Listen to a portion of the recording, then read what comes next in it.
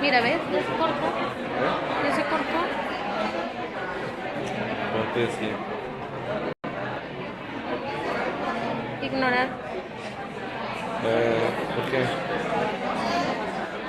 Transmitir. Ajá. ¿Tú no pusiste el texto, verdad? ¿Puedes finalizar? No. ¿Has visto el texto, no? Pues le puse el texto, pero se cortó. O sea, está contando con mucha gente.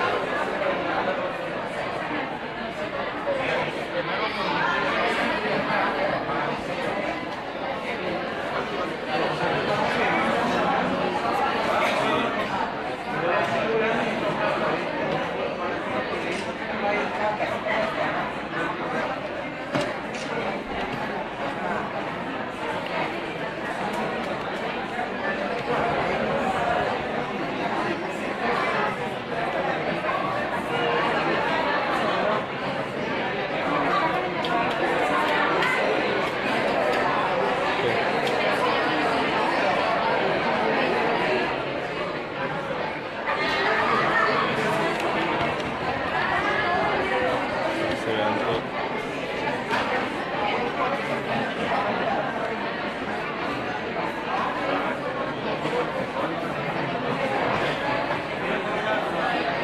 ¿Pero tú lo vas a estar viendo? Ah, ya te quedó 1%.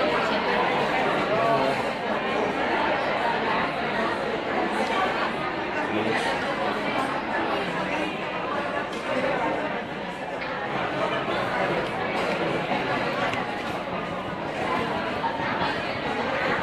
¿quieres pausarlo?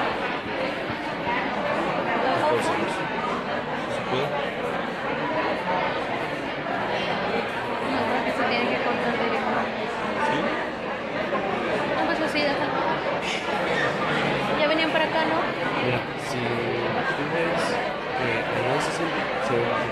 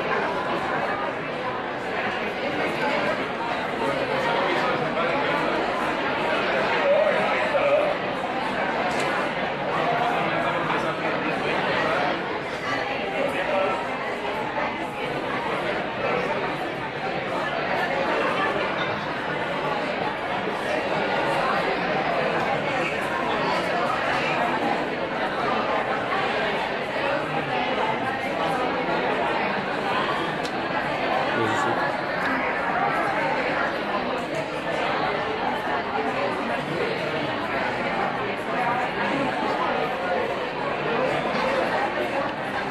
¿Puedes hacer eso?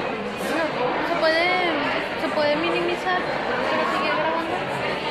No, ¿cómo? O sea, para ver si está cargando. Sí. Ándale. Está. Nada más lo jalo. Mira, no está cargando. ¿Eh? No está cargando. Está bien. No lo empieza tan rápido. Si dura mucho.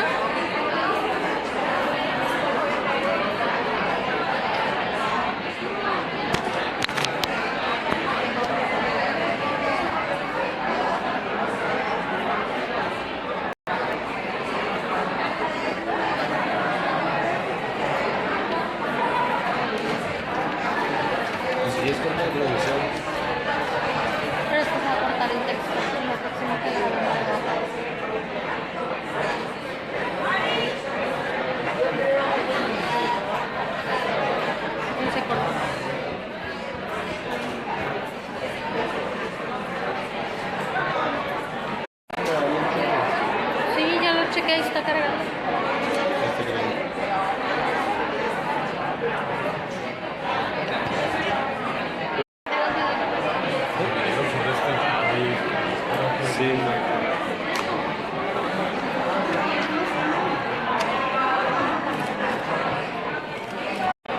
que fue quien me mandó.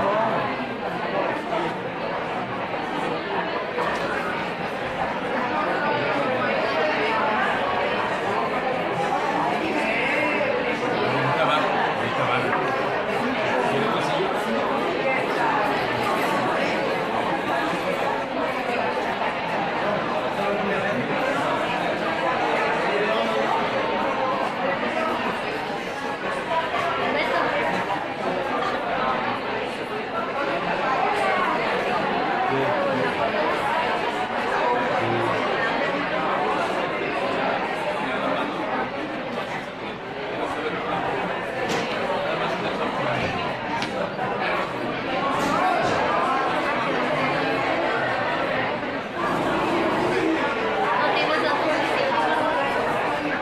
Pues sí tengo, pero como que ya se van a saturar.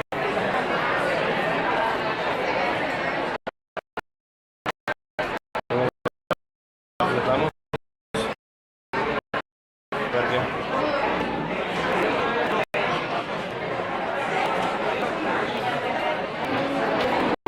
Yo porque yo tengo datos. Ay, gracias.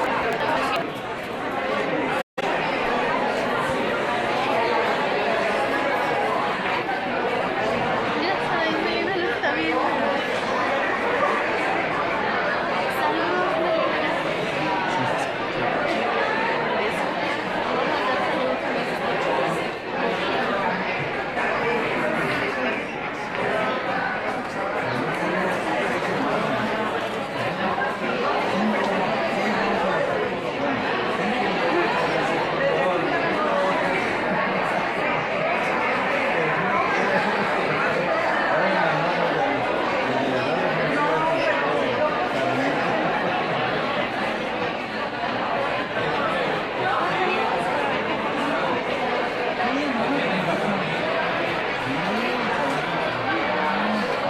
Perdón.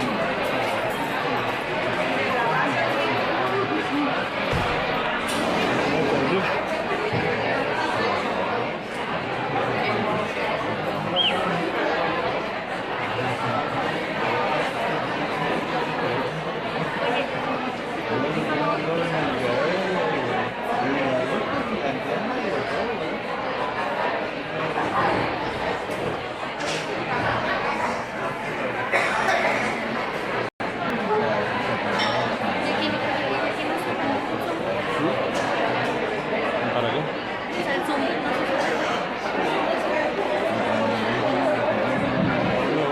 Buenos días.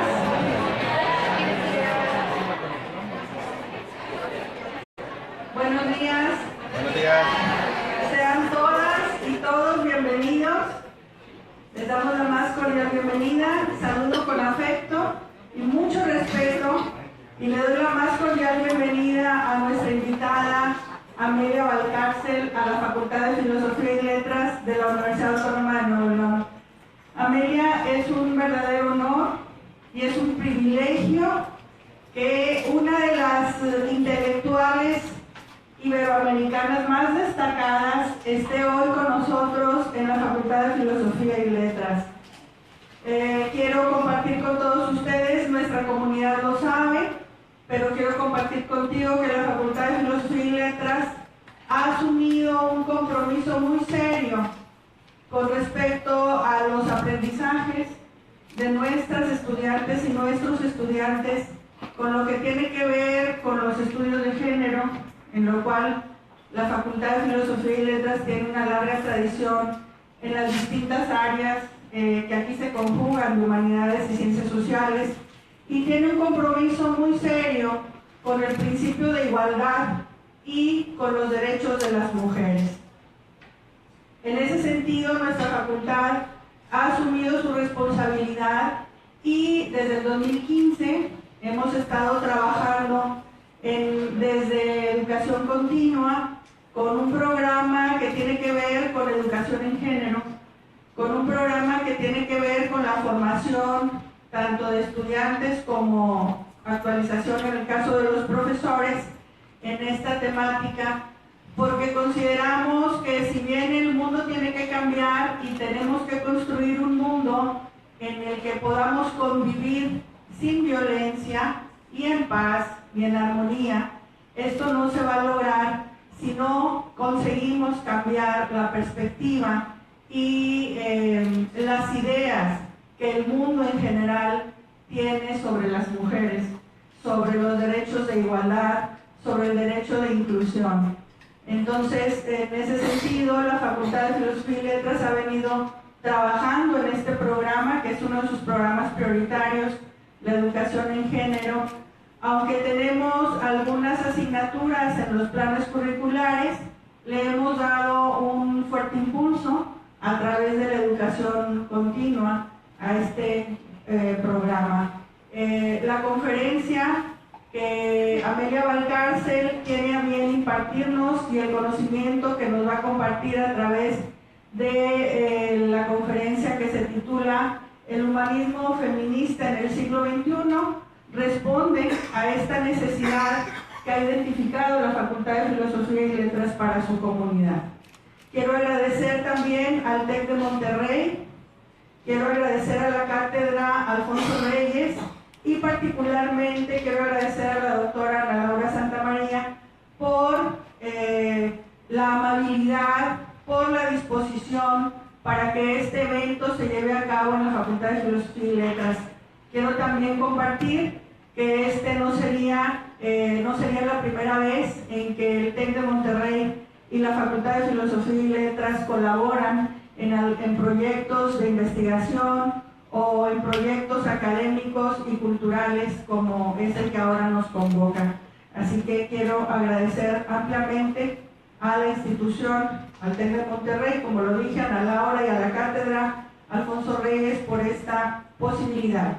Asimismo, quiero agradecer a María Elena Chapa y a Lidice Ramos por las gestiones y por su colaboración para que este evento también fructifique de esta manera. Agradezco muy especialmente a la doctora Amelia Valcárcel su disposición para compartir sus saberes con la comunidad de la Facultad de Filosofía y Letras y con quienes nos visitan hoy, que sabemos que tenemos de nuestro país. Bienvenidas, bienvenidos. Y aunque Amelia Valcárcel no necesita mayor presentación, pues es una académica muy conocida y estimada por todas y por todos nosotros, diré que es doctora en filosofía y catedrática de Filosofía Moral y Política en la Universidad Nacional de Educación a Distancia. Es la segunda mujer miembro del Consejo de Estado. Es vicepresidenta del Museo del Prado y la Biblioteca Nacional de España y jurado de los Premios Príncipe de Asturias. Entre el 93 y el 95 fue consejera de Educación, Cultura, Deportes y Juventud del Gobierno del Principado de Asturias. Ha presidido, dirigido y coordinado diversos proyectos de investigación, seminarios y congresos. Forma parte de jurados de investigación nacionales e internacionales, así como de consejos de redacción de revistas y varias colecciones editoriales. Amelia Valcárcel es autora de diversos libros: Hegel y la ética, Sexo y filosofía, Del miedo a la igualdad, La política de las mujeres, Rebeldes, Ética para un mundo global, Feminismo en el mundo global, La memoria y el perdón, entre otros. Además de un buen número de artículos y ensayos publicados en revistas especializadas y volúmenes colectivos como El discurso de la mentira, La obscenidad, La secularización del pecado, Historia de la ética, Historia de la teoría política, La misoginia romántica. Ha sido editora de algunas publicaciones como El concepto de igualdad, Los desafíos del feminismo ante el siglo XXI, Pensadoras del siglo XX. Tal como se advierte en sus publicaciones, la filosofía y el feminismo son los ejes fundamentales del trabajo académico de Amelia Valcárcel. La heterodesignación del concepto mujer, el concepto de poder, el concepto de igualdad y su papel en la génesis del pensamiento moderno. La posmodernidad, la secularización, el declive de la explicación religiosa del mundo y la aparición de la ética moderna son también aspectos importantes en su obra.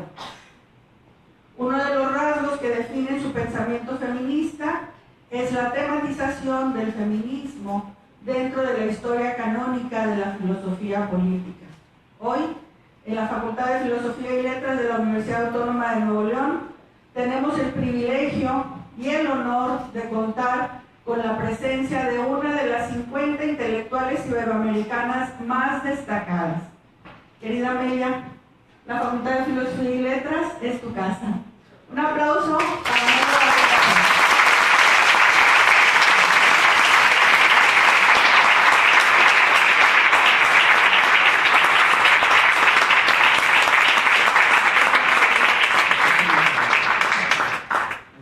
Gracias, muy buenos días. Yo agradezco a nuestra decana esta presentación tan precisa, tan llena de datos.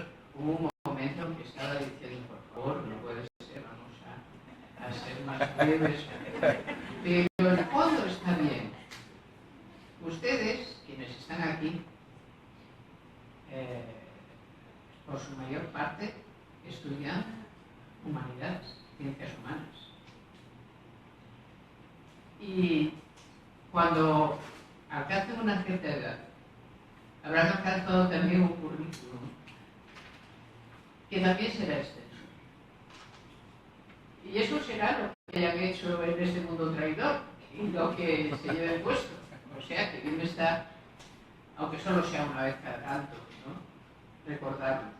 Lo primero que quiero decirles es que me alegro muchísimo de verles a ustedes. Porque a mí en general me alegra mucho ver que hay gente que sigue decidiendo apostar por el estudio de las humanidades. Porque no es un estudio que esté de moda. Y por tanto hay que agradecerles a todas ustedes, a todos ustedes, el coraje de hacerlo. Probablemente ustedes han entrado en una facultad como esta porque les gustaban algunas cosas o quizá algunos incluso porque les desagradaban otras. No importa. No importa. Al cabo y a la postre ustedes acabarán informándose de lo que va a ser su campo de pensamiento y de actividad. Y sepan que estamos en un mundo que no aprecia las humanidades como de todo. Y que es nuestro deber hacer que sean apreciadas, porque sin ellas el mundo dejaría de entenderse. Nos ha tocado un papel muy raro porque no es muy socialmente apreciado lo que hacemos, es mucho más apreciado, yo que sé, ser contable. No me quiero meter con los contables, pero últimamente les tengo un poco de rabia. O sea, los contables últimamente están muy vanidosos. En vez de decir que son contables, dicen que son economistas. Es mentira, son contables. ¿Por qué? Porque la economía, si es que es una ciencia, debería hacer cosas de esas que hacen las ciencias que tienen. Debería ser predictiva y decirnos, exactamente en 2 meses va a producirse una crisis económica. Y no es capaz. Entonces una ciencia que no es predictiva me parece una ciencia como un poco rarita, o sea, le falta un poco de lo que hay que tener. Pero, de alguna manera, la economía y todos sus saberes asociados tienen un papel enorme que todo el mundo admite. Todo el mundo está dispuesto a respetar a priori a alguien que diga, es que yo entiendo de economía. Y no tienen el mismo respeto si alguien dice, es que yo entiendo mucho del Imperio Romano. Porque parece bastante más importante la economía que el Imperio Romano. Y sin embargo, nosotras y nosotros hemos adquirido, al aprender humanidades, letras, la enorme obligación de demostrar a cada paso que los saberes que acumulamos son pertinentes. Que los saberes que acumulamos no son simplemente cosas, es que nos da por ahí, que son adornos, o son, cosas que fueron importantes en el pasado, pero cuya manera de ser pertinentes ha trascendido, ya está transcurrida. Las humanidades siguen siendo el núcleo fuerte y además inexportable del tipo de mundo que tenemos. Y quiero ahora entrar a desarrollar aquello que esta facultad me ha pedido y que yo encantada he admitido el reto, que es, ¿qué tiene que ver nuestro tipo de saberes humanísticos, con el sentido histórico con nuestra práctica política, la práctica política con nuestras ideas feministas? Voy a ver si logro simplemente hacer necesariamente un recorrido rápido, porque en el tiempo del que tenemos otra cosa que un boceto no puede hacerse, de este asunto. Para lo cual tengo que incentivar necesariamente en ustedes y en mí misma la capacidad para la que nos formamos y para la que las humanidades además nos suelen disponer para que aprendamos bien. La capacidad de organizar los contenidos de la memoria común. Es a lo que nos dedicamos en humanidades. A decir qué es lo pertinente, por qué es pertinente y por qué ha de seguir ocupando nuestra memoria. Voy a empezar con una distinción de Hegel. Ya sé que esto parece una barbaridad y una crueldad añadida innecesaria, pero Hegel hacía algunas distinciones magníficas y esta nos va a venir muy bien. Y es la distinción que Hegel estableció entre Vernunft y Verstand. A quienes sean de filosofía esto les sonará más. A quienes sean de humanidades dirán, oh Dios mío, ¿qué va a ocurrir ahora? ¿Qué es eso de la Vernunft y la Verstand? Bueno, para empezar, son dos palabras alemanas con mucho crédito. Parte de la filosofía la tenemos que aprender todavía aprendiendo términos griegos. Los latinos no nos enseñaron tanta filosofía, pero nos enseñaron mucho derecho. Generalmente utilizamos el latín en derecho. Pero después tenemos toda la gran filosofía moderna que se expresa en algunos idiomas, el francés máximamente, toda la gran filosofía ilustrada, a veces el inglés, pero desde luego la gran filosofía del siglo XIX es alemana. Y tenemos que ir a ella porque en ella vamos a encontrar un registro que nos permitirá luego abordar cuestiones. Así que yo siento no tener encerado, porque no he encerado y soy feliz, Vernunft y Verstand, lo cual es V-E-R-N-U-N-F, Vernunft, y V-E-R-S-T-A-N-D, Verstand. ¿Lo tienen más o menos así sin encerado y de memoria? ¿Qué son estas dos cosas? ¿Por qué tenemos que utilizar unas palabras alemanas? ¿No tenemos acaso en español una distinción parecida? No, por eso las utilizamos en alemán. Las dos palabras acuden a un mismo campo semántico. Quieren decir y se refieren a aquello que solemos entender por racionalidad. Pero se refieren a ello de un modo completamente diferente. Por lo siguiente, todos los seres humanos, todos, más o menos, pero casi todos, tienen Verstand, es decir, capacidad de entender las cosas, por ejemplo, de realizar un cálculo. Fácil. Esa facultad es lo que generalmente se llamó entendimiento.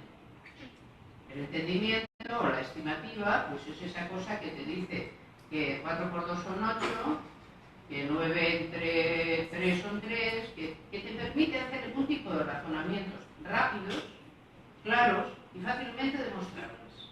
Eso es Verstand. Ahora bien, Vernunft significa razón. Y la razón es aquella capacidad que se tiene entre todos, es decir, que no es del todo individual, que te permite entender todas aquellas cosas que son procesos. El problema es que tú tienes que utilizar Vernunft. Vamos a ver. Si nosotros queremos entender por qué estamos sentados aquí hoy, tenemos varias maneras de entenderlo.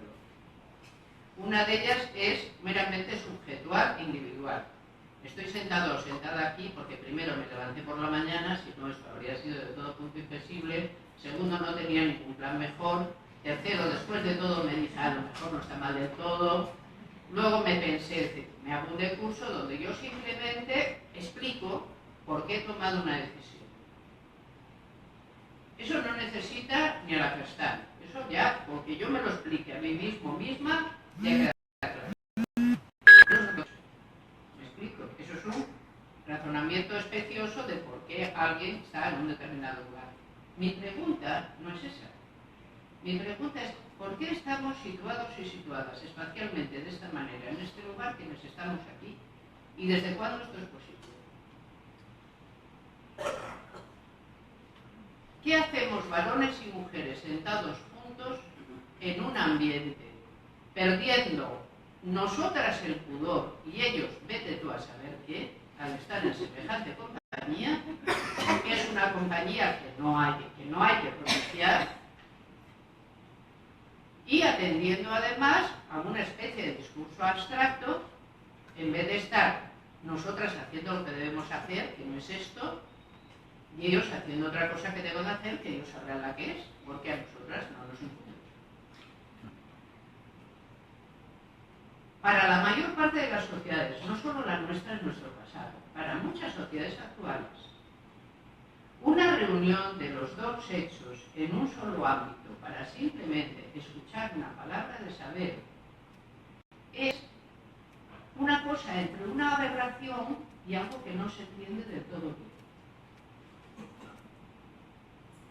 ¿Cuándo varones y mujeres se han sentado juntos y para qué? Pongan y refresquen sus conocimientos de antropología cultural. ¿Cuándo y en qué cultura las mujeres se sientan juntos? ¿Nunca?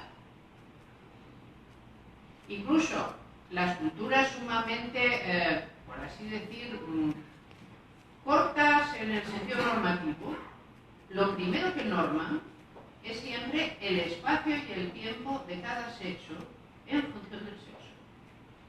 ¿Quién puede qué? ¿Con quién? ¿Y en qué relación? Los NUM, por ejemplo, son en ese sentido, bueno, tienen una cultura sumamente muy primitiva en el sentido arcaico. O sea, que ha desarrollado pocas florituras, por decir así.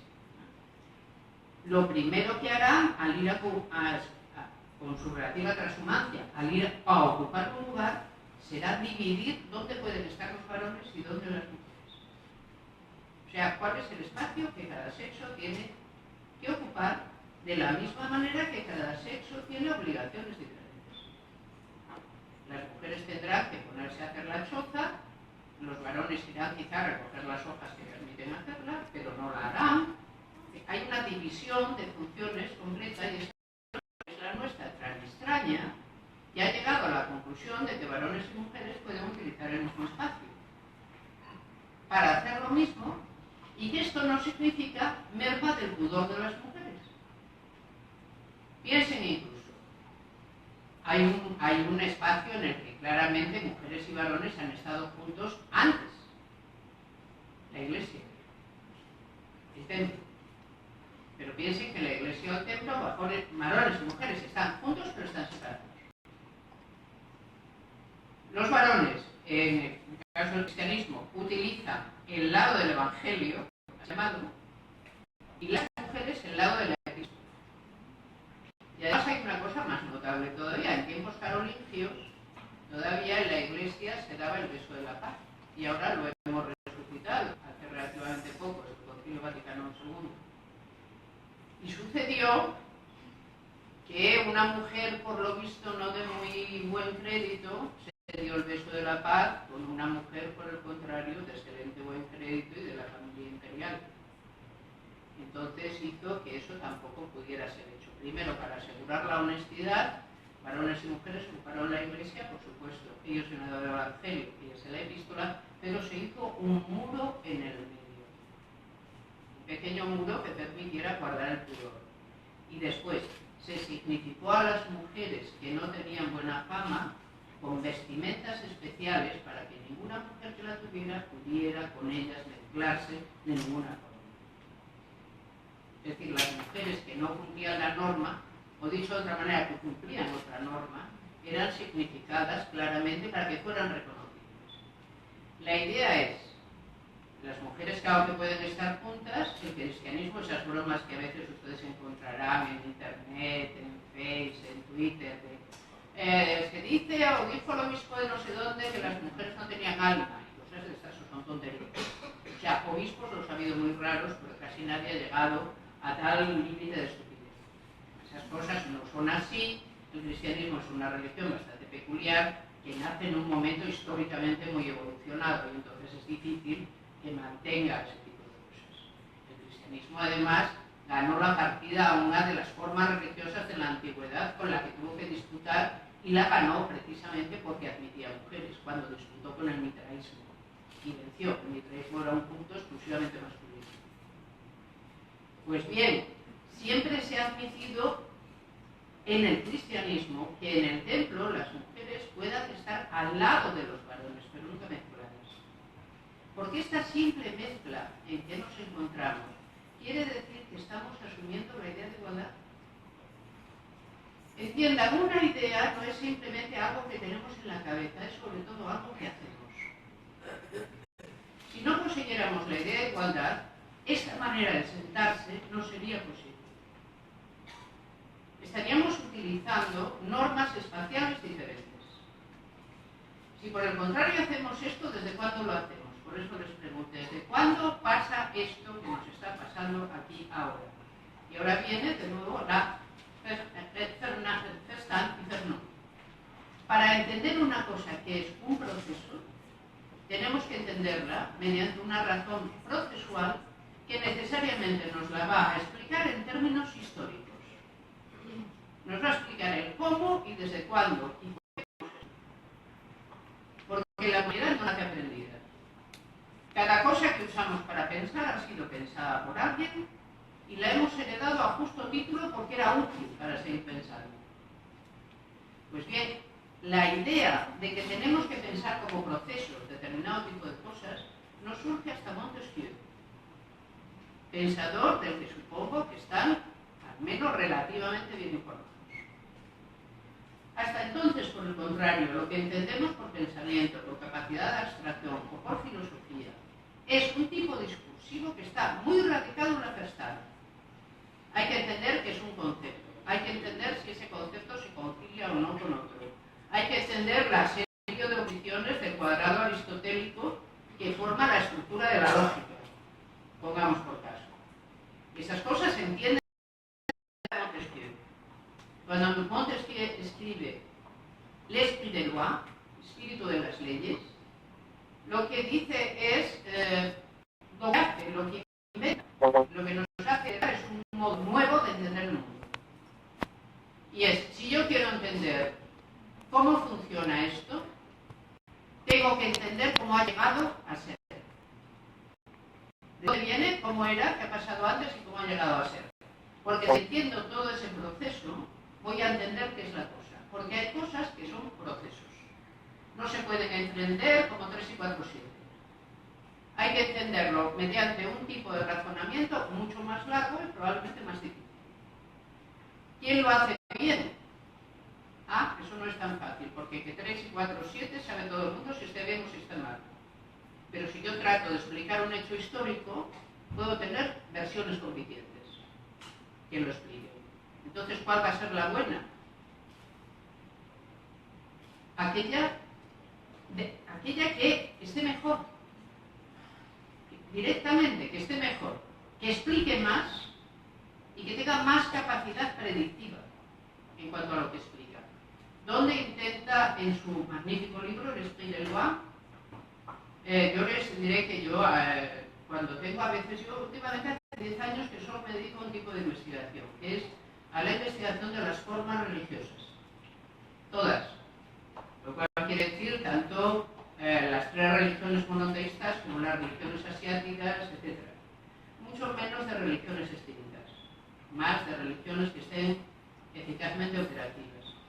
Pues muchas veces hago la broma que yo considero que está muy bien hecha y depende, hay a quien no le parece tan divertida, Dice, hay gente que 3 veces al día se inclina en dirección a Jerusalén, se inclina en dirección a la Meca, y yo 3 veces al día me inclino en dirección a París en honor a Montesquieu. Porque sin él, claro, cada uno se inclina donde bien tienen las inclinaciones. Sin Montesquieu, entender el mundo nos hubiera resultado mucho más difícil. Porque Descartes, que viene antes, y que es realmente quien nos pone de pie y nos enseña a ser un tipo de humanidad diferente, es un autor que toda la máquina de pensar la pone en el entendimiento. Que, por ejemplo, a la historia no le concede ningún papel. ¿Nos ayuda con ello? Evidentemente sí. Pero nos impide entender precisamente gran parte de las humanidades y de su función. Descartes es el filósofo que decide no entender muchas cosas a cambio de entender algunas. Y es una decisión por su parte. Yo voy a entender muy bien esto y voy a dejar de entender varias cosas. Por ejemplo, piensen, Descartes a propósito de la historia. No tiene ningún sentido aprender historia. ¿Por qué? Bueno, porque la historia lo que está es llena simplemente de errores y de malas costumbres. Y malos entendimientos de las cosas. Todo lo que aprendamos ahí no nos sirve para nada. Lo mejor que podemos hacer es que transcurra y olvidarlo. Por el contrario, Montesquieu, ¿cómo podemos hacer para entender nuestra propia sociedad? Entendamos de dónde ha venido. Porque solo así podremos saber por qué es como es.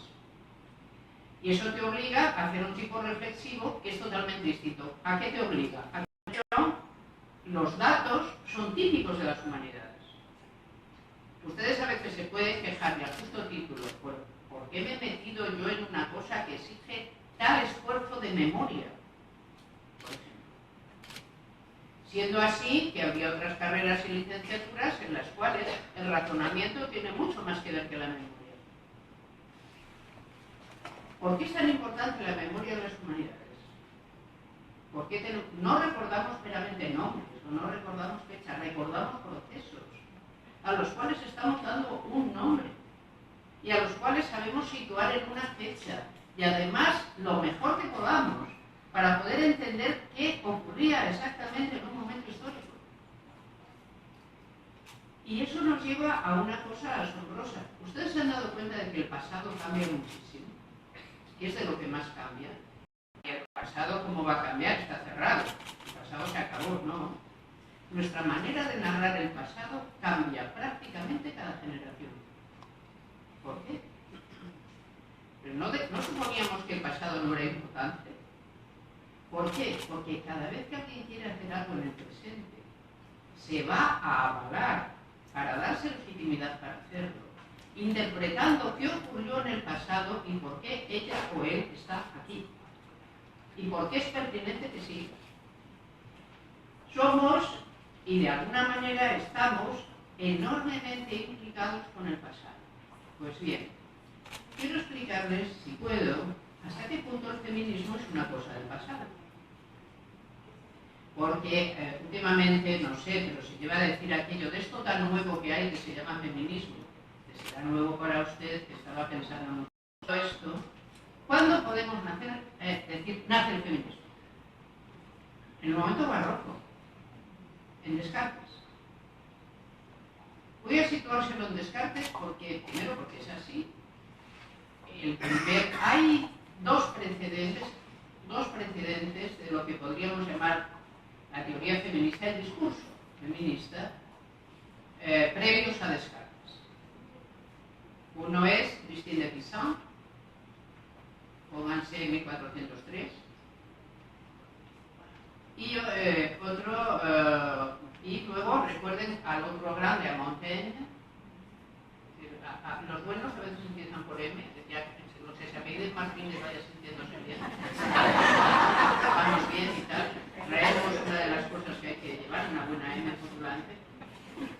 Pero en todo ese contexto de renacimiento hay un cambio de mente, que es evidente, lo nota simplemente cómo luego se manifiesta su estética, donde hay un cambio muy grande.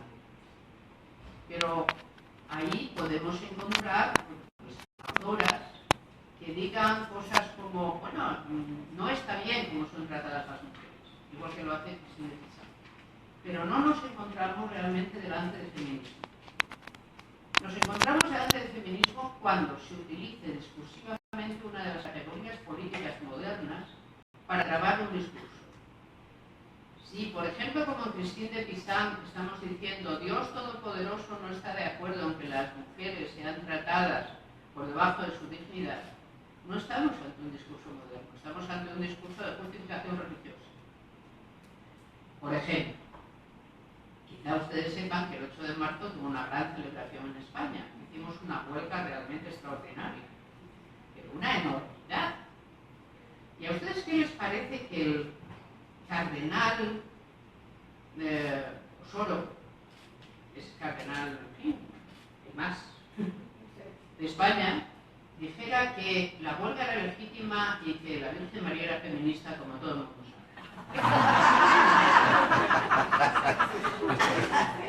sabe? Yo se lo agradezco muchísimo, no lo pienso llevar la contraria de ninguna manera. Hombre, me parece de perlas.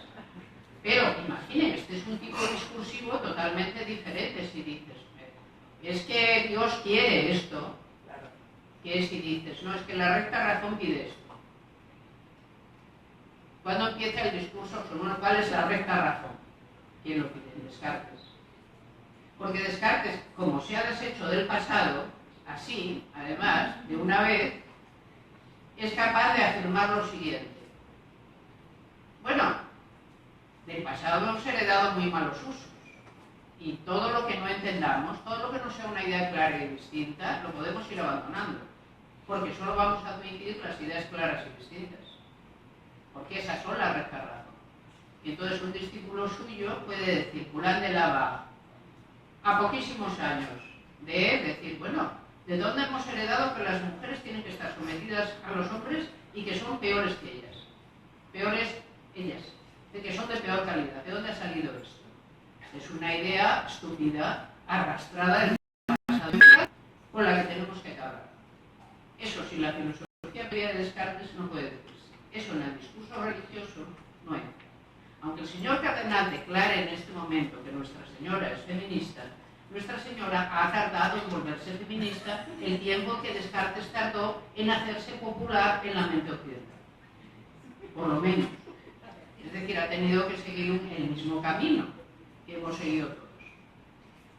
¿Qué pasó entonces? Que realmente nuestra convivencia cambió, porque encontramos un nuevo metro para medir lo que hacíamos, y a ese metro le llamamos la recta razón. ¿Y qué era eso? ¿Qué era nuevo?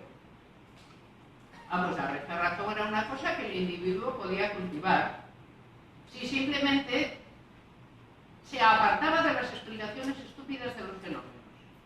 O se apartaba de aquellas explicaciones que parecían explicaciones pero no explicaban nada, que eran las explicaciones típicas de la escolástica. Descartes da un ejemplo que le encantaba por lo visto, que es no podemos explicar que el opio duerme porque tiene virtus dormitiva. Porque decir que tiene virtus dormitiva es decir que duerme. Y eso ya lo sabemos, que el opio duerme porque duerme no es ningún tipo de salud. Pues todas, digamos, todas las explicaciones que se parezcan a estas, debemos desdeñarlas, no son verdaderas. ¿Qué hace esto? Cambia de sitio la mente y nos transforma en una gente diferente. Y esa gente diferente es la que empieza a sentarse junta un siglo después. El primer clásico de la teoría feminista está escrito por un discípulo de Descartes, precisamente porque la idea es el entendimiento no tiene sexo. Esto es, la gente piensa toda de manera similar. Y esa es la verdad, que si tú dices que el individuo humano está compuesto por su capacidad racional, no puedes negar el conjunto de la humanidad a las mujeres. Ni puedes suponer que están hechos de un metal distinto. Estás introduciendo el principio de igualdad como un principio cognitivo general. Y a partir de entonces lo usarás de esa forma. Antes de que el feminismo se haga consciente como agenda, esto es, ¿qué quiero cambiar?, empieza a aparecer cuando se admite simplemente la igualdad de los ingenios. Pero si la igualdad de los ingenios se admite, ¿cómo explicarse la diferencia en las situaciones? Si está aprobada la igualdad de los ingenios, o no está aprobada, pero está admitida, ¿por qué las mujeres, qué son las mujeres que las hace estar peor? La respuesta de Julián de Labarre será: las mujeres no tienen nada en particular que las haga peores. Las mujeres simplemente viven condenadas a minoría de edad perpetua. Y esto está dicho, pues, en 1673, que no está mal. Digo porque las fechas, recuerden, a nosotras y nosotros las fechas nos importan. 1673. Ha discurrido una buena cantidad de tiempo.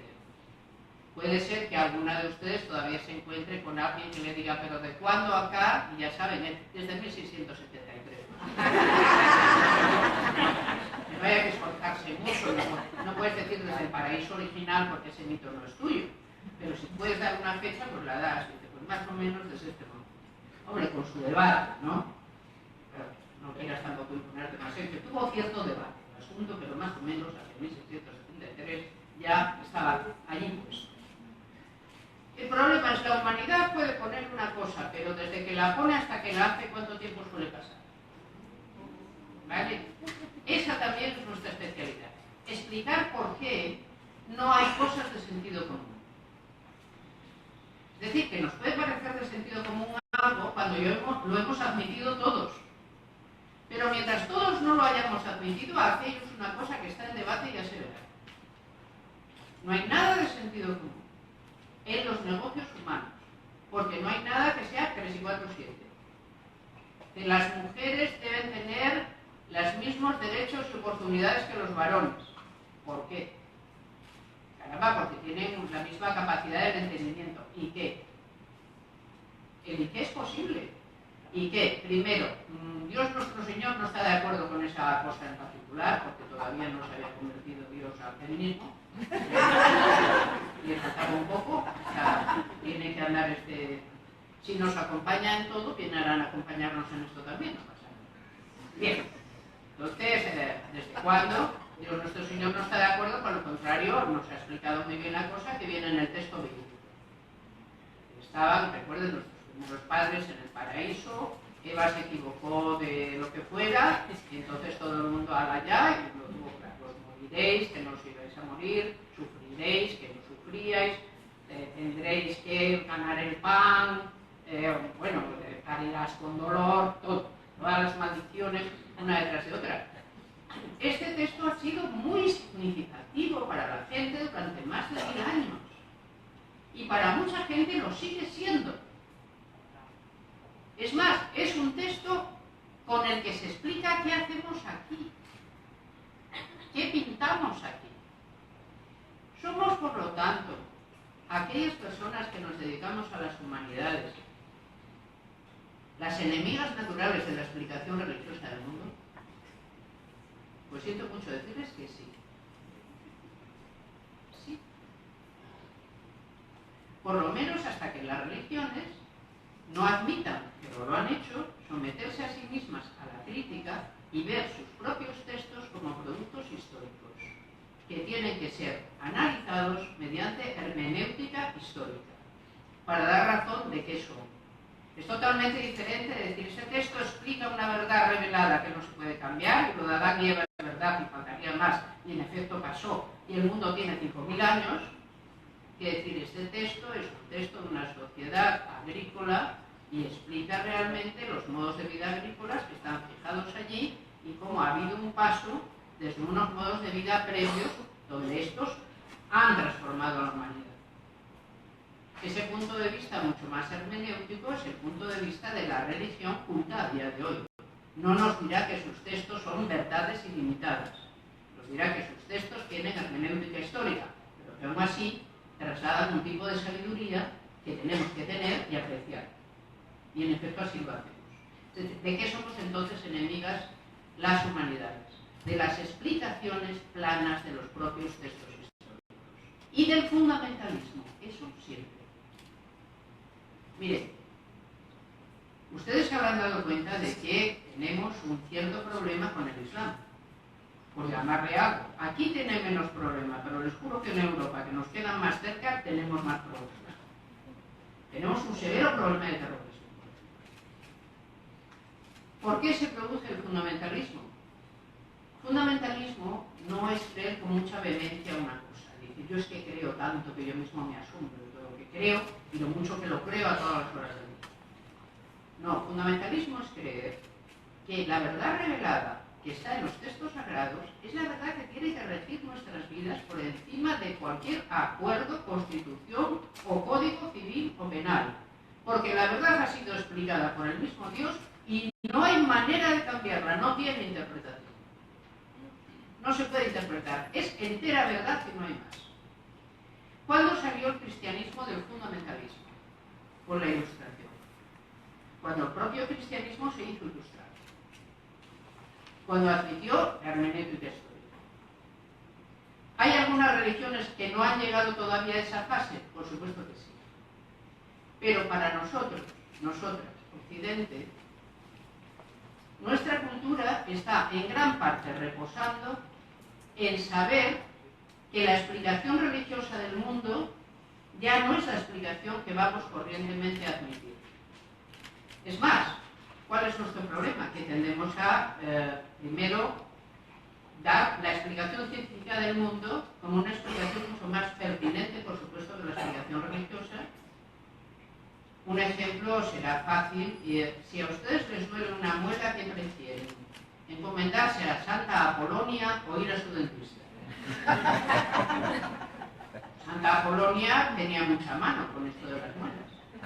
La tenía. Pero aunque la dentista o dentista hagan un poco de daño, preferimos ir allí. La idea es, bueno, pero las personas creyentes también. Tú no le puedes decir a una persona creyente, aguántate el dolor de muelas y por favor reza a Santa Apolonia, que para eso te crees muchas más cosas y por lo tanto esto te vendrá muy bien. No sería ni serio, ni agradable, ni estaría bien. Es decir, ¿qué hacemos? Dividimos perfectamente el discurso y guardamos el discurso religioso para un tipo de cosas exclusivamente. Y para lo demás, ¿qué hacemos? Un discurso y una teoría que está fundada en el entendimiento, en directo. Pues bien, en el entendimiento está fundada, en principio y a priori, la igualdad entre varones y mujeres. Pero en tanto que esta igualdad tiene que realizarse como proceso, tiene que ser estudiada por la cernura, por la razón. Por lo tanto, no podemos saber qué es el feminismo si simplemente discutimos ¿a ti qué te parece? En estos términos. ¿A ti te parece que, imagínense que les llaman un día, yo que sé, a un programa de televisión, y dicen, vamos a sentar a un machista y a un feminista, para que discutan qué es mejor? Dice, pues mire, no. Si usted quiere hacer circo, hágalo con los pobres titís y los monos, que desgraciadamente cayeron en nuestras manos, y les damos muy mala vida. Pero no discutimos sobre la legitimidad de la esclavitud, no discutimos sobre la veracidad del machismo, aunque sepamos que existe. Es decir, damos ciertas cosas por ya aprendidas. Y por lo tanto, sobre esas cosas hemos cerrado el debate. Ya no es el debate del entendimiento, que hubo que hacerlo, sin embargo, en su día. Es el debate de la razón. ¿Cómo esto ha llegado a ser? ¿Cómo hemos llegado a ser ciudadanas? Por último. Pues hombre, no fue de un día para otro, y estuvieron comprometidas muchas vanguardias de mujeres y varones que dieron lo mejor de sus vidas para que adquiriéramos los derechos que tenemos. Y esa memoria la tenemos que tener presente, y esa memoria además tiene que ser estimada por nosotras y por nosotros, porque el cambio de mundo que ha producido nos permite vivir como vivimos. El feminismo tiene que ser estudiado como teoría, pero tiene que ser estudiado como agenda, como práctica política, en sus momentos históricos decisivos, y tiene que ser también estudiado como vanguardia. ¿Quiénes han sido las vanguardias feministas en cada tiempo histórico? ¿Qué obras han producido?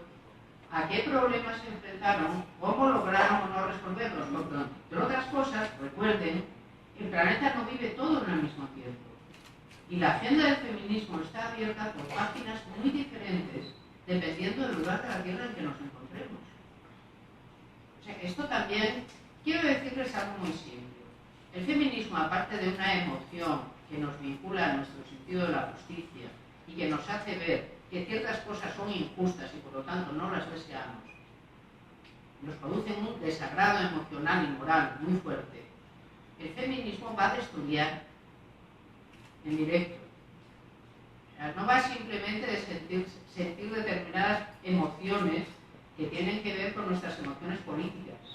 Va de estudiar la propia historia de las ideas políticas de Occidente y por qué nació, cómo se desarrolló, quién lo llevaba adelante y cómo fue ganando cada una de sus victorias, cuáles fueron más difíciles que otras y por qué, qué argumentos utilizó, quién se le opuso, qué reacciones se produjeron, porque lo que hemos conseguido tiene historia.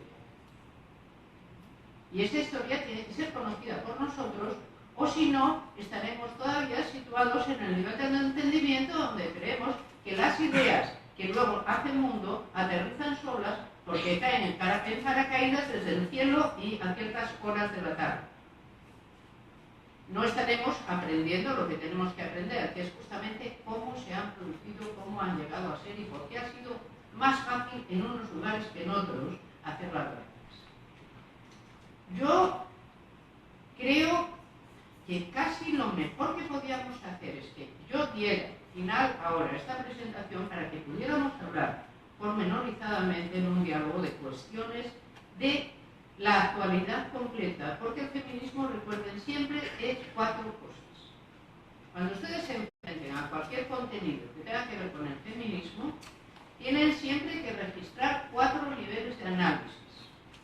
Primero tienen que ver cuál es la teoría que está implicada y a qué momento histórico apunta. No es lo mismo el feminismo ilustrado que el feminismo sufragista que el feminismo contemporáneo. No utilizan la misma terminología, no utilizan el tipo discursivo igual. Cada uno pertenece a su época. Tienen que conocer, por lo tanto, la teoría feminista de la misma manera que conocemos la teoría política, porque es parte de nuestra teoría política. La gran novedad que Occidente pone en la mesa del mundo es que varones y mujeres son iguales. Sobre esto puede haber todavía alguien que tenga duda en Occidente, pero entonces tendrá que contárselo a su psiquiatra. No tendrá que contárselo a nadie más, porque es una verdad que con ciertas reticencias, pero es una verdad que hemos conseguido que se convierta en una verdad admitida. ¿Por qué? Porque tenemos otras verdades parecidas. Estamos diciendo todos los seres humanos son iguales. ¿Y de dónde sacamos semejante idea? Cuando es así que solo en Occidente mantenemos eso. ¿Cómo que todos los seres iguales? ¿Cómo? No, perdona. Esto es India, esto es la sociedad de castas. Yo soy Vaisa, no me vayas a confundir con un Sudra. Buenos estaríamos. Los seres humanos no tienen nada de igual. Es más, no me puedo sentar, dependiendo de con quién, a comer, porque hará impura mi comida. Ni me puede dar agua, porque si me da agua a un inferior, me enfermaré. Me volveré impuro, me pondré en peligro. La idea de igualdad es una idea que ¿de dónde viene? De la propia tradición, de donde están Descartes, Spinoza, Locke, de toda la gran filosofía moderna. Es de donde salen nuestras ideas. Ahora bien, ¿estas ideas han cambiado el mundo? Pues miren, nos parece que sí. Es decir, somos una gente que somos producto del diseño de ideas. Sobre nosotras y nosotros, la tradición hace mucho que dejó de tomar y tener imperio. Y por eso, en nuestro mundo, el combustible número 1 es la novedad en las ideas. La necesitamos constantemente para reparar cualquier abertura que se nos haga en el esquema que estamos manejando, ya no para entender el mundo, para poder seguir actuando en él. Somos un tipo de gente que necesita constantemente aferencias de estudio e innovación. Constante investigación, estudio e innovación. Y ese es nuestro motor. Si tuviéramos que vivir sin él, no sabríamos ni siquiera cómo regresar al pasado. Y de hecho, nuestra mayor confianza es que cada vez que nos encontramos con un problema, con razón o sin ella, decimos, alguien inventará algo. No vamos a decir, ¿qué dijeron los antepasados sobre esto? No lo sé, será muy interesante y lo ponemos en un poco. Pero ahora ya te lo tomo. A ver quién. Nuestra confianza en la ciencia viene del mismo. Miren, yo adoro. Imagínense cada una de ustedes, cada uno que son Leonardo da Vinci. Así un momento. Pónganse, y con esto termino, para ponernos bien situados en la cabeza de Leonardo da Vinci. Y que les dicen, oye, ¿sabes que hay unos aparatos que se levantan del suelo, vuelan, y lo que es más extraño, los puedes dirigir a donde quieras ir? Si ustedes son Leonardo, no dicen dónde están, que quiero inmediatamente ir a subirme en uno, pero ya, claro que sí, pero inmediatamente. ¿Cómo es ese milagro? Pues mire, tan milagroso como coger un aparato que es de metal, levantarlo del suelo, llevarlo a donde uno quiere ir, a una velocidad asombrosa, es pensar que los seres humanos son libres e iguales. Y es una invención igual que la otra. Pero esa invención cambia el mundo. Y dentro de esa invención, las mujeres y los varones, ambos son libres e iguales y tienen que tener los mismos derechos y las mismas oportunidades. Y esa invención cambia el mundo y nos hace habitar un mundo distinto. Y ahí es donde estamos. Pero tenemos que conocer esa invención muy a fondo para poder transitar por ella. Esto es lo que yo he querido subrayar. Y ahora lo que me encantaría era que pudiéramos hablar de ello. Muchas gracias.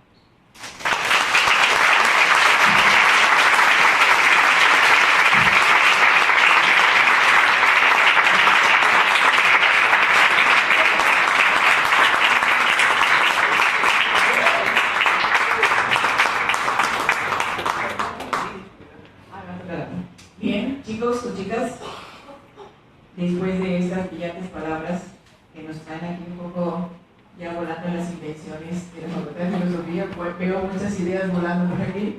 ¿Alguien quiere tomar la palabra? Sí, por favor. ¿Hay micrófonos abajo? ¿Sí? ¿La chica? Hola, buenos días, muchas gracias por estar aquí. Gracias por la de la M. Yo me llamo Melissa Martínez, así que me siento doblemente.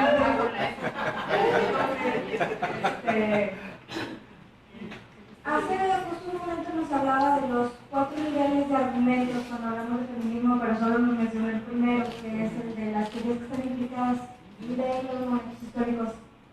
Entonces quisiera saber cuáles son las otras los otros 3 niveles. Siempre hay comprometida una teoría. Esa teoría propicia la existencia de una agenda, que es aquello que debe ser realizado. La agenda es llevada adelante por una vanguardia, que es la que se ocupa. Cuando la agenda es una agenda de debate, pues de debatir. Cuando es una agenda práctico-política, de ponerla en ejercicio. Y además, los cambios que produce el cumplimiento de la agenda generalmente producen resultados colaterales que no eran esperados ni previstos. Y esto es muy notable. Por ejemplo, le doy un ejemplo. El primer feminismo es el feminismo ilustrado. Es un feminismo meramente polémico. Con ello quiero decir, no aspira casi a ninguna realización práctica, simplemente separan los argumentos del entendimiento y dice varones y mujeres son iguales porque lo ha dicho Descartes, Poulain de Labarre y yo qué sé, Condorcet, y ya está. Y esto ya está claro. Entonces, porque la polémica, alguien dirá, eso no es así. Tú tienes un feminismo que es polémico. ¿Quién es la vanguardia? Solo pueden, para entrar en tal debate, ser la vanguardia que era la vanguardia culta del momento ilustrado. Y lo que encontramos es que casi todos los pensadores ilustrados tomaron partido por esta cuestión. A favor o en contra. Y podemos señalar quiénes y quiénes. Y estudiarlos. Porque hay, como hicieron, 15 argumentos. Agenda. La agenda del feminismo ilustrado era cortísima. Madame de Châtelet, por ejemplo, lo dice claramente en su discurso de la felicidad. Madame de Châtelet escribe, bueno, las mujeres, como no se nos deja hacer nada, los grandes empleos, dice, nos estarán prohibidos, aunque seamos, ella es marquesa. O sea, que si en vez de mujer fuera varón, pues podría aspirar a un empleo de gobierno, a un empleo de la corte, a una distinción militar, a lo que fuera, pero no puede aspirar a nada, porque es una mujer. Y entonces dice, bueno, ya que se nos niegan los grandes empleos y se nos niega el poder. Y la política dice, por lo menos, que se nos deje el saber. ¿A qué se pueden dedicar a las grandes damas? Pues al saber. Ella en particular, ¿qué hace? Ella es la que hace conocer a Newton a toda Europa. Su obra sobre Newton es la obra con la que toda Europa se entera de por qué Newton es pertinente. Ella estudia y hace popular la física de Newton. Esta agenda, como ve, es pequeñísima, es la agenda del saber. ¿Cuándo se consigue? Hoy. Es decir, las mujeres en el momento que la universidad burguesa fue creada fueron directamente expulsadas del saber. No se podían ni matricular. No eran autorizadas a escuchar ni la mínima palabra que tuviera que ver con cualquier saber. ¿Era así en la sociedad, por ejemplo, ilustrada? No, porque la sociedad ilustrada es una sociedad de los salones donde las mujeres tienen más oportunidades, paradójicamente, de ampliar sus saberes que en la sociedad del siglo XIX, que las expulsa de todas partes. Entonces, estas cosas no se producen. Pero bien, tenemos ahí a la vanguardia. La vanguardia era una vanguardia intelectual. La agenda era una agenda muy corta y aún así no se consigue. ¿Qué pasa con los resultados colaterales que no están previstos? ¿Cuándo aparece la primera ley de divorcio?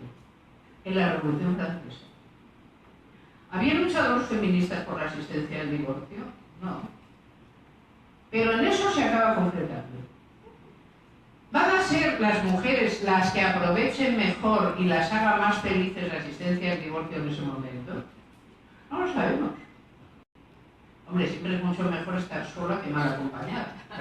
Pero no está claro. Siempre hay, pero imagine, por ejemplo, nos ponemos en el gran feminismo sufragista, ¿no? El que empieza con la declaración de Seneca Falls, 1848. De nuevo, ¿desde cuándo? Dice, pues desde 1848, o sea, las fechas importantes.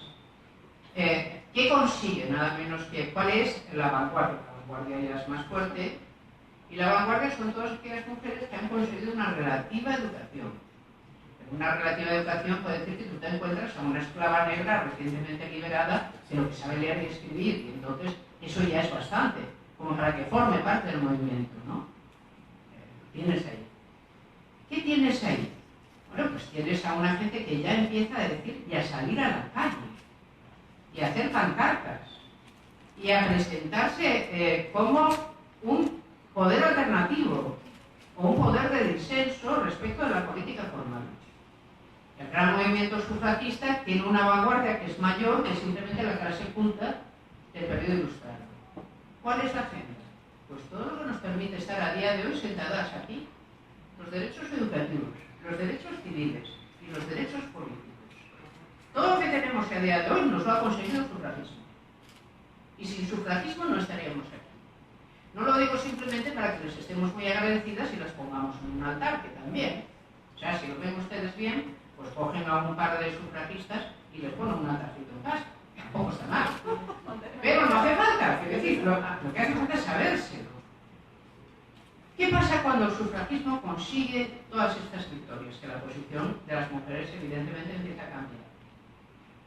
Tienes, por lo tanto, una teoría, que es la teoría liberal sufragista o bien del socialismo feminista, que está amparando un movimiento, una vanguardia que es mucho mayor, una agenda que es nada menos que todos los derechos educativos, los civiles y los derechos políticos, el derecho a elegir y ser elegida, que no es ninguna poca cosa, y que se te va a producir colateralmente. Era una cosa no pretendida, el cambio en la moda y aparecerá la forma en que las mujeres nos vestimos desde 1920 hasta 1960. Es decir, cuando desaparece de encima del cuerpo femenino todas las constricciones que lo presentaban como cuerpo social. ¿Ustedes se habían fijado en cómo es la moda de los años 20? Que es la primera vez que las mujeres se cortan el pelo, por ejemplo. Es la primera vez que las mujeres enseñan las piernas y los brazos, se quitan el corsé, aparece el talle bajo, y todo eso, ¿a qué viene? A la presentación estética de una libertad que se está asimilando como una libertad política y ética. ¿Y qué quiere decir esto? Que muchas más personas que pueden no comprender ni entender del todo el proceso lo van a incorporar, sin embargo, como hábito de moda en la escena pública. ¿Por qué es tan importante en la libertad de las mujeres la cuestión de los trapos? Es que no tiene su gracia. ¿Por qué, por ejemplo, con el Islam el problema parece ser un trapo? Digo, si lo pensamos así, ¿pero qué problema tenemos por un trapo? Dice, no, no es por un trapo, es por culpa de la semiótica, que pasaba por ser una ciencia. Si fuera un mero trapo y no significara nada, pero es que un trapo nunca es un trapo. Cuando tiene determinados colores y determinado orden es una bandera, y está prohibido escupirla, pisarla. Cuidado que no hay trapos. Cuando un signo es un signo, significa. Entonces, toda la enorme revolución en la presentación del cuerpo femenino en sociedad tiene que ver directamente con las historias surrealistas. Pero imagínense el feminismo contemporáneo, nada menos que todos los derechos llamados sexuales y reproductivos, que en muchos países no están conseguidos. La plenitud de los derechos civiles y luego el objetivo de la paridad y de todos los ámbitos de calidad. Eso es lo que está todavía en disputa. ¿Eso está conseguido o no? ¿Dónde está el debate feminista? No debatimos nunca sobre la que ya está cerrado y conseguido. Si alguien dijera seriamente, vamos a abrir la discusión de si las mujeres pueden obtener un título universitario, le diríamos, qué bien, ¿y usted exactamente en qué sesión de espiritismo ha llegado hasta aquí? ¿A quién le invocó? ¿Cómo fue la cosa? Qué bonito, cuando se vio fuera de la cosa, ya por fin reencarnado, ¿no? No. Debatimos de lo que todavía está abierto. Y tenemos muchos temas abiertos. Y tenemos debates que no podemos evitar, el debate de la multiculturalidad. Por ejemplo, está ahí abierto. Todos los debates que vinculan directamente el cuerpo de las mujeres a usos indignos. El debate de los bienes de alquiler, el debate de la pornografía, el debate de la prostitución. Todos esos son debates contemporáneos, siguen abiertos. Pero recuerde, es que el debate de la educación fue un debate. El debate de los derechos civiles fue de cuidado. El debate de los derechos políticos fue de cuidado. De la asunción de que varones y mujeres son iguales, porque me lo dice el entendimiento, hasta que eso se hace verdad, pasan muchas cosas que hay que conocer. Y que es nuestra obligación no solo conocer, sino saber transmitir. Porque por eso somos de humanidades.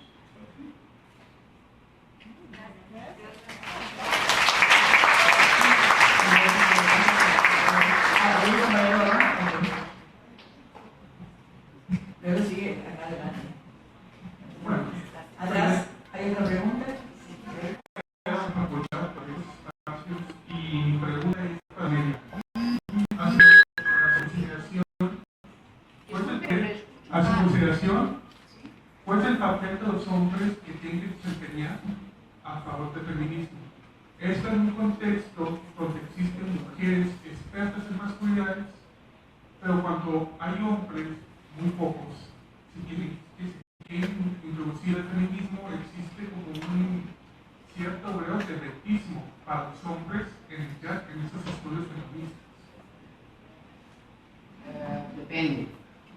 Por ejemplo, a mí no se me ocurriría pensar nunca que podíamos prescindir de John Stuart Mill, pongamos por caso. Incluso el último estudio que Bourdieu hace sobre la dominación masculina me parece que es un estudio muy a tener en cuenta, que no consiste en ser varón y mujer para esto. Es distinto si usted me dice, ¿puede un varón formar parte de la vanguardia feminista sin despertar ciertas, no sé, sospechas? Vamos a llamarlo sospechas. Pues no lo sé, depende. Depende del tema. Depende del tema. Porque depende del tema de que estemos hablando. Es decir, si el tema toca directamente mucho, de una manera muy clara, a los privilegios masculinos que siguen existiendo, que siguen siendo admitidos, la gente no se fía mucho de que alguien pueda permanecer imparcial ante la idea de que debe renunciar a los privilegios. Eso es así. Y entonces también puede ocurrir lo que ocurrió en los años 70, pero de eso ya no estoy tan seguro. cuando el feminismo contemporáneo se empieza a organizar en los años 70, las mujeres entonces exigen reunirse solas. Porque dicen, tenemos que hablar de un tipo de cosas tales que no hemos hablado nunca, ni siquiera entre nosotras, que no lo haríamos delante de alguien que fuera un varón. Porque eso, digamos, nos estaría coartando poder expresar lo que tenemos que llegar a expresar. Porque recuerden, es que el feminismo contemporáneo es el que abre todo el tema de la sexualidad. Que el feminismo sufragista de eso no habló. A muchas cosas nos consiguió, pero hubo territorios en los que no entró, como es obvio. Entonces ahí, esa manera organizativa, si propia usted, yo creo que estaba bastante justificada por el tipo de temas en que se entraba y por las personas que lo hacían. Estamos hablando de una vanguardia política. Pero imagínense que, por ejemplo, a una reunión feminista normal aparece, yo que sé, un periodista de extrema derecha y dice, yo es que quiero estar ahí, que han dicho, y luego mañana lo cuento tergiversándolo bien, ¿no? Todo lo que oí. Es decir, hay veces en que la prudencia también impone su ley para según qué cosas. El feminismo puede ser perfectamente un discurso público, y lo es. Pero quizá hayamos de admitir también que a veces los grupos militantes quieran reservarse una cierta prudencia y dignidad para hablar de segundo. Que es una disposición prudencial.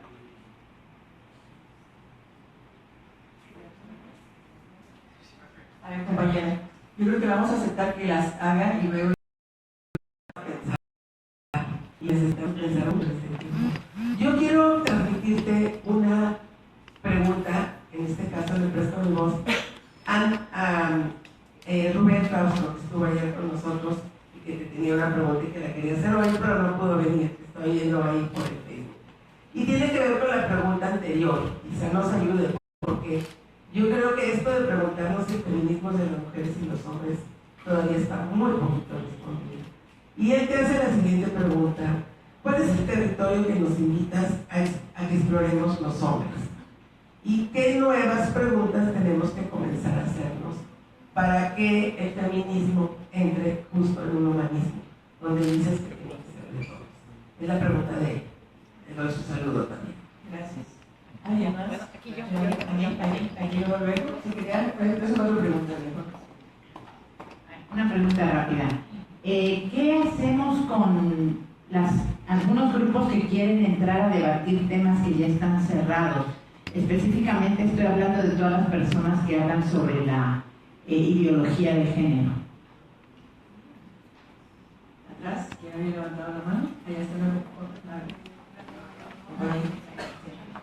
Sí. La paso seguidito porque están tres chicas aquí sentadas. ¿Se quieren pasar? Diga su nombre, compañero, para que también orienten un poco a la doctora Nelly a la casa. O algún dato de identificación, ¿verdad? Gracias. Buenos días, mi nombre es Febe y me gustaría preguntar acerca de, ya que estuvo hablando un poco sobre la agenda de las primeras olas del feminismo, me gustaría saber cuál es la agenda actual del feminismo. Y su opinión acerca de la referencia que se hace o que hemos escuchado ya sobre una cuarta ola del feminismo.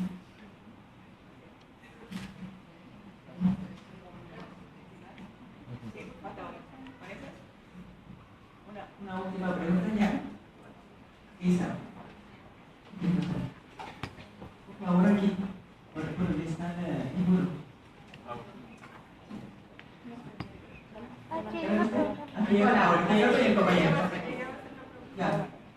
Hola, bueno, pues primero que nada, doctora Amelia, pues muchas gracias por venir nuevamente a Monterrey. Me ha tocado verla en muchas ocasiones, yo creo que desde el 2015 que dio el primer seminario, entonces siempre es un gusto escuchar.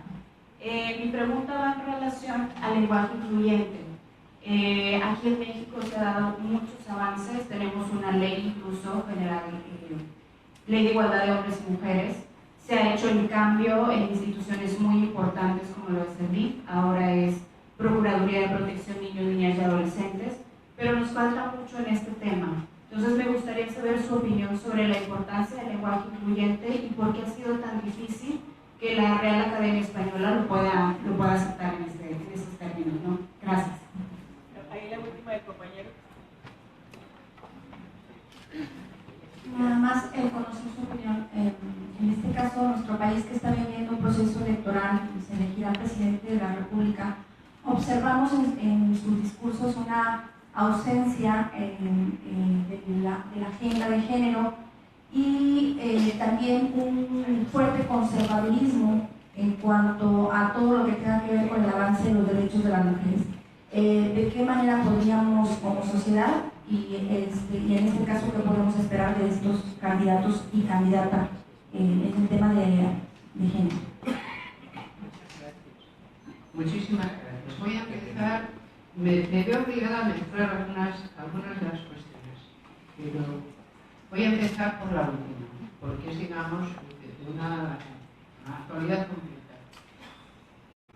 El feminismo no tiene fácil el tránsito directo a la agenda política, porque puede ser en cualquier momento que sea especialmente delicado, la capacidad de mermar el compromiso feminista que tiene la política formal es muy grande. O dicho en términos brutales, la capacidad de dejar la agenda feminista tirada en la cuneta para seguir corriendo con cualquier otra cosa está todavía admitida. Es decir, no hay un movimiento de autoconciencia de las mujeres y de su propio feminismo suficientemente fuerte como para que la política formal no se atreva a hacer estas cosas. Porque cuando las hace no es suficientemente castigada.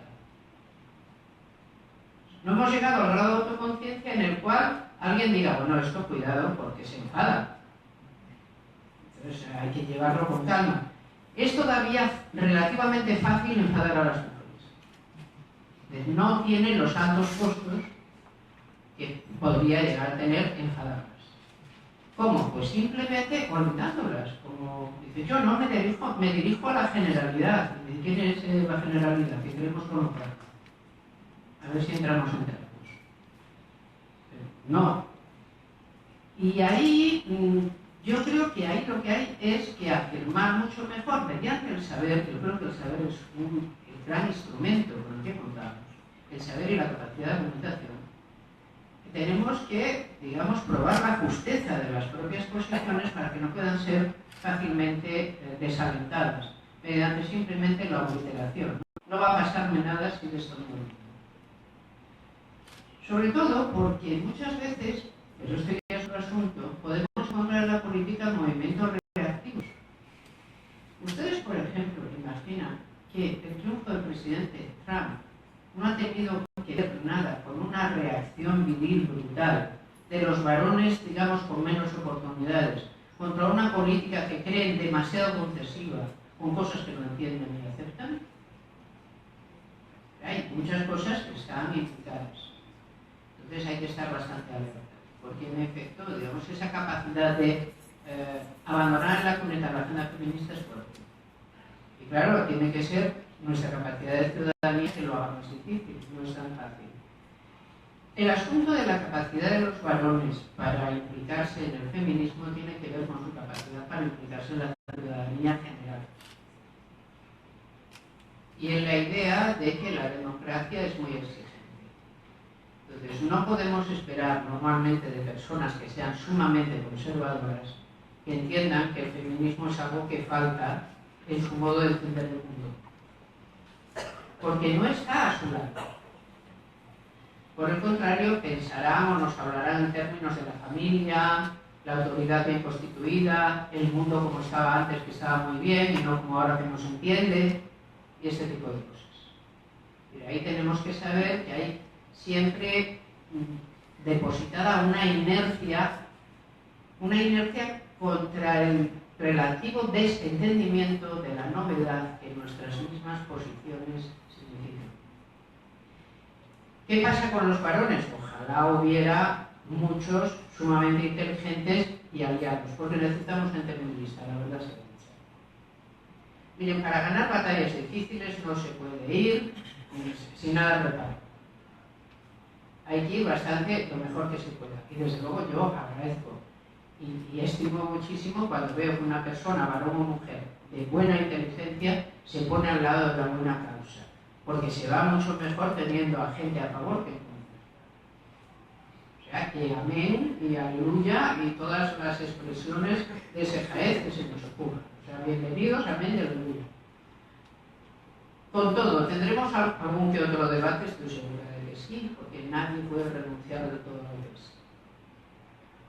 Ni nosotras a sentirnos a veces injustamente tratadas, ni los varones pueden renunciar fácilmente a privilegios de los que a veces apenas son conscientes de que los poseen.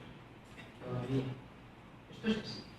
Pero esos son encajes subjetivos, no son una imposibilidad práctica. Si hubiera una imposibilidad práctica de que los varones fueran y lo ha conseguido, luego debe ser que no hay imposibilidad práctica. Más bien, lo contrario. Esto es así. La ideología de género. Esto de la ideología de género es una cosa que suelen decir mucho las iglesias. Y yo creo que hay que tener cuidado con esto, pero también los clérigos lo tienen que tener. Es decir, que es obligación del feminismo sentarse con las personas religiosas y ver hasta dónde se coinciden. Porque cuando un tipo religioso entienda, la que sea, la religión que sea, ha llegado a un momento ilustrado y está sometiéndose a sí mismo, a su manera de pensar el mundo, por ejemplo el cristianismo, y está sometiéndose a sí mismo a la disciplina de la razón o de la ilustración, la capacidad de llegar a acuerdos es mucho mayor. No debemos, es cierto que tenemos una cierta enemiga con el discurso religioso, pero ¿con cuál? Con el fundamentalista. Con eso es difícil que lleguemos a ningún acuerdo. Pero no por el contrario con un tipo religioso que esté dispuesto a someterse a la criba de la ilustración. Porque entonces ahí tenemos mucho territorio compartido del que podemos hablar y en el que podemos llegar a acuerdos. Yo creo que eso hay que diseñarlo. Y sí que hay que hablar bastante con las personas religiosas para que dejen de hablar de eso que llaman ideología de género, porque sobre todo confunden el feminismo con la teoría queer. Y eso no es nada conveniente, ni viene bien a nadie. Alguien pregunta, y eso me lleva, ¿cuál es la agenda actual? Recuerdo, pues la agenda actual es la paridad. Es la paridad de varones y mujeres, avalados y avaladas mediante sus méritos curriculares en todos los espacios de poder. Porque a día de hoy, teniendo una formación que es ecuánime y homogénea, varones y mujeres, las mujeres no obtienen lo mismo que los varones. Luego el mecanismo no está siendo imparcial con ellos. El mecanismo está despreciando e infrautilizando el talento de las mujeres y su capacidad, bien demostrada, de haber conseguido lugares o títulos o todo aquello que el mérito produce y que hace legítimo. Siendo esto así, hay al menos 6 grandes ámbitos de poder donde la paridad no está y donde tiene que ser conseguida. Y se los enumero. Está la política formal, y esta se va consiguiendo mediante leyes, como bien usted ha dicho. O sea, mediante leyes vamos diciendo que queremos estar presentes aquí, que nos acompaña María Elena Chapa, que de eso lo sabe todo porque es la peleadora número 1 por, digamos, la presencia de las mujeres en el ámbito del público político. Cosa que te agradecemos enormemente, compañera.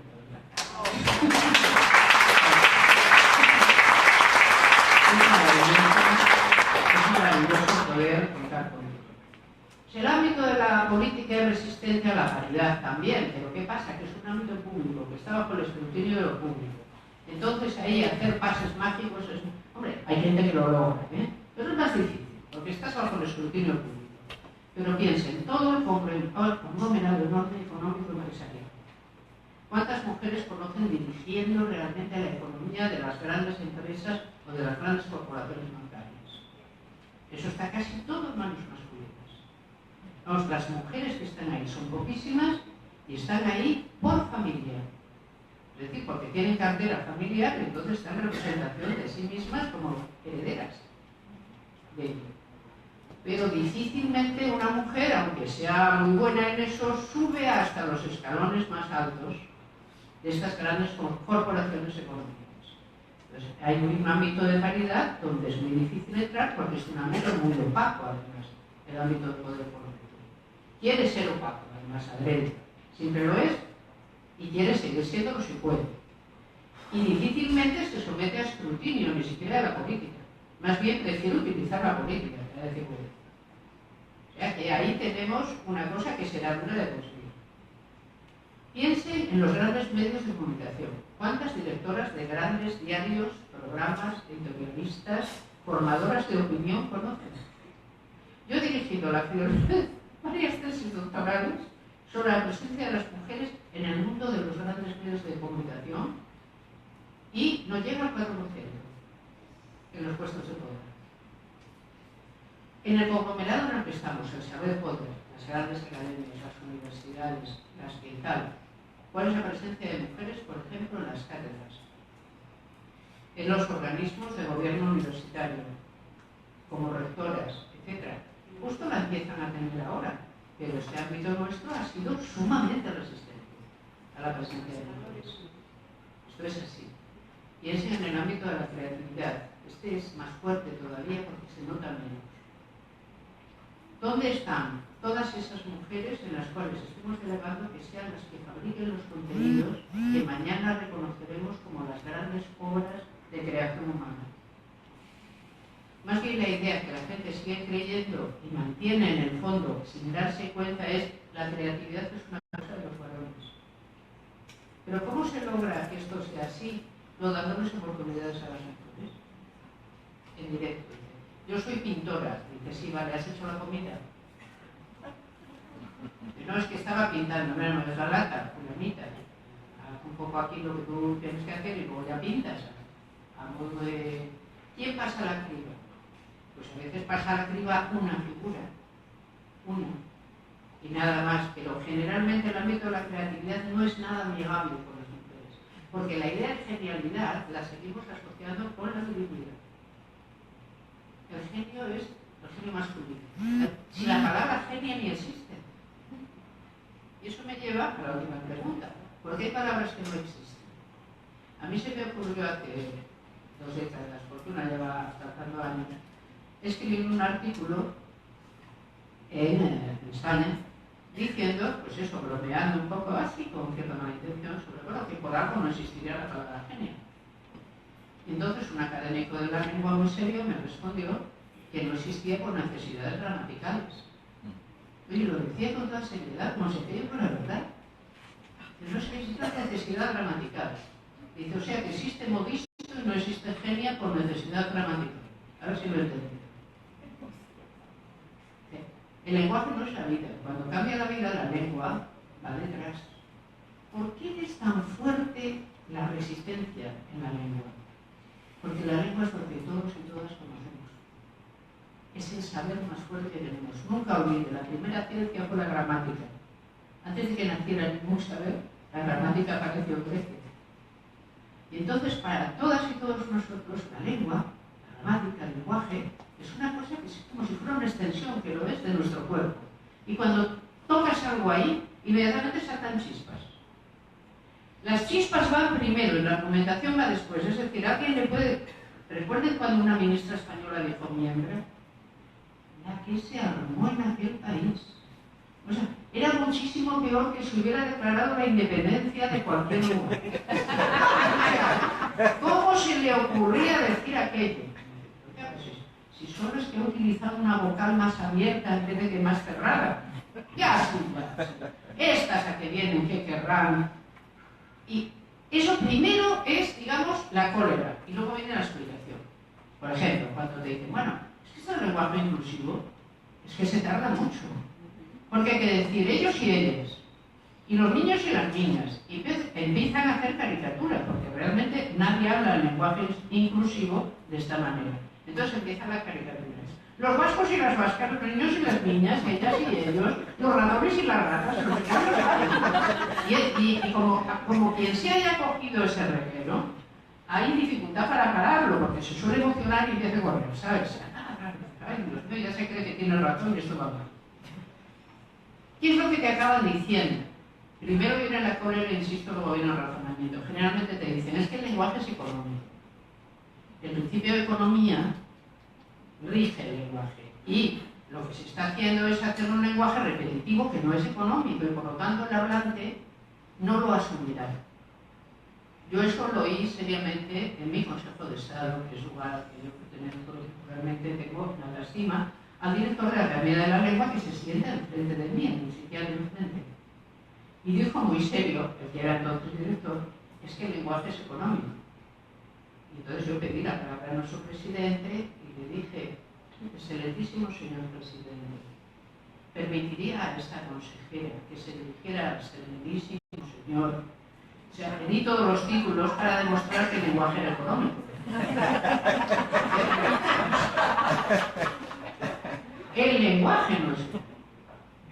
El lenguaje es económico a veces y otras no. Cuando necesitas gastar 5 minutos en reconocerle a alguien todo lo que hay que reconocerle, vamos que utilizas todas las palabras.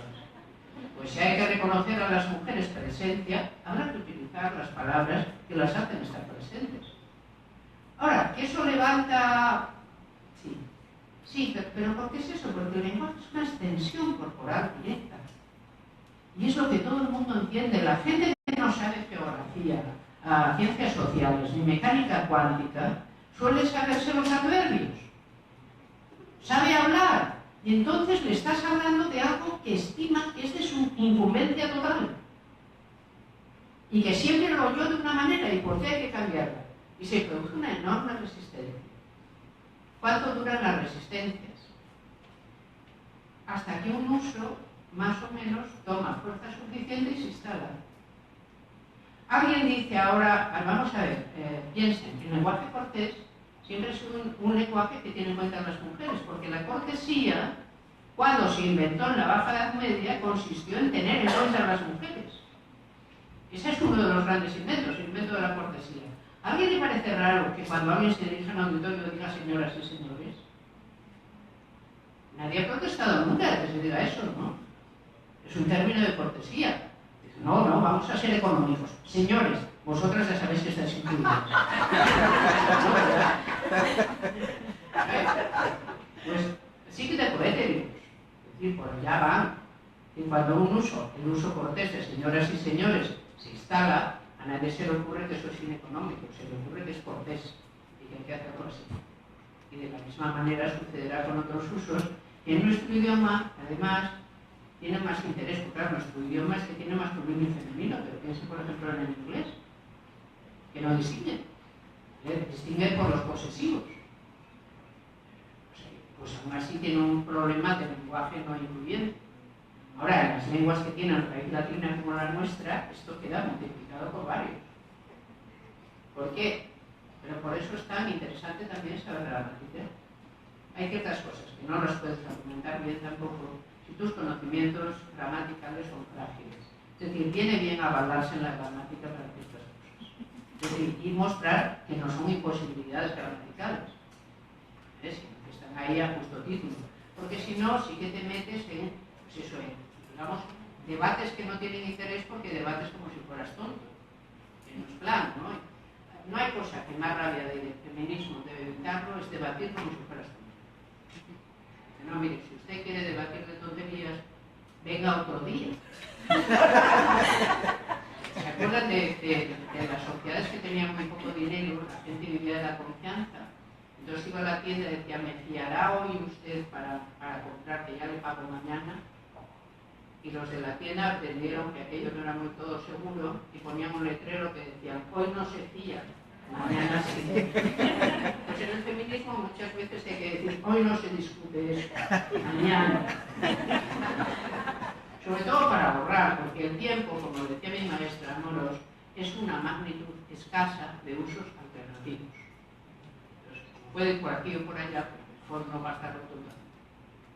Yo creo que no ha quedado ninguna novedad, pues. Gracias.